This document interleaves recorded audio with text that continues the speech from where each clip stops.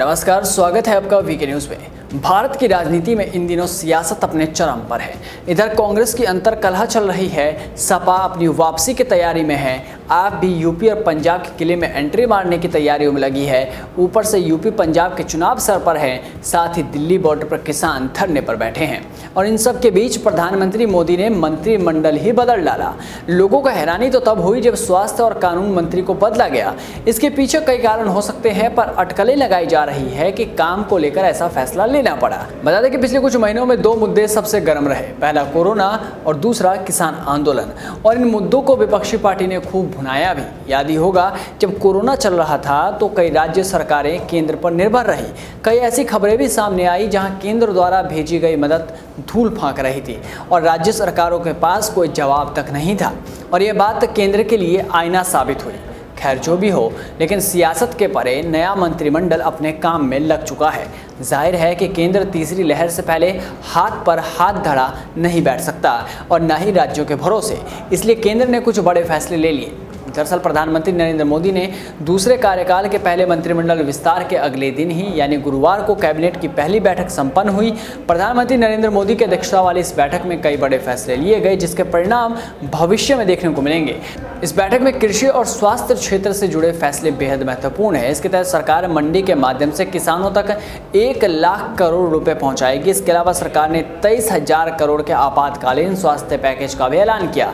नवनियुक्त स्वास्थ्य मंत्री मनसुख मंडाविया ने बताया कि कोविड की दूसरी लहर के दौरान जो समस्याएं आई थी उनको देखते हुए 23,000 करोड़ रुपए का नया पैकेज दिया गया है। इस पैकेज के तहत 15,000 करोड़ केंद्र सरकार खर्च करेगा, जबकि राज्यों को 8,000 करोड़ रुपए दिए जाएंगे।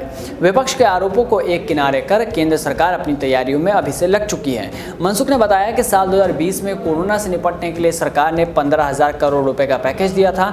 इसकी मदद से कोविड अस्पताल और कोविड केयर सेंटर खोले गए। उन्होंने बताया कि इस फंड से कोविड डेडिकेटेड अस्पताल, कोविड केयर सेंटर और ऑक्सीजन बेड स्थापित किए गए। इस समय देश में 4,389 कोविड डेडिकेटेड अस्पताल, 10,000 कोविड केयर सेंटर और 4 लाख से अधिक ऑक्सीजन बेड है। उन्होंने बताया कि पहले कोविड डेडिकेटेड अस्पताल 163 थे, जबकि कोविड केयर सेंटर एक भी नहीं था। वहीं कृषि मंत्री नरेंद्र सिंह तोमर ने बताया कि मंडियों के माध्यम से 1 लाख करोड़ रुपए किसानों तक पहुंचाए जाएंगे। साथ ही नारियल की खेती करने वाले किसानों के फायदे के लिए नारियल एक्ट में संशोधन किया गया है और जल्द ही नारियल बोर्ड बनाया जाएगा।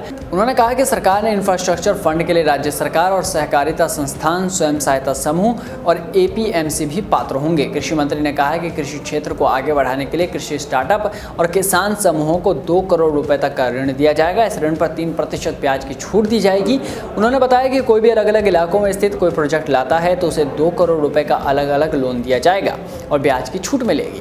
जहां एक तरफ बॉर्डर पर कुछ किसान बीते 8 महीनों से आंदोलन कर रहे हैं, वहीं केंद्र ने उनके लिए एक बड़ा ऐलान कर दिया। जहां विपक्ष कोरोना के चलते हो रही मौतों को लेकर सवाल उठाते रहे और कुछ नेता अपने चेहरे को नहीं आईना साफ करते रहे, ऐसे में केंद्र ने उनके सवालों का जवाब अपने काम से देने की ठान ली है। इस वीडियो में बस इतना ही। देश और दुनिया की तमाम बड़ी खबरों से जुड़े रहने के लिए बने रहिए वीके न्यूज़ के साथ। नमस्कार।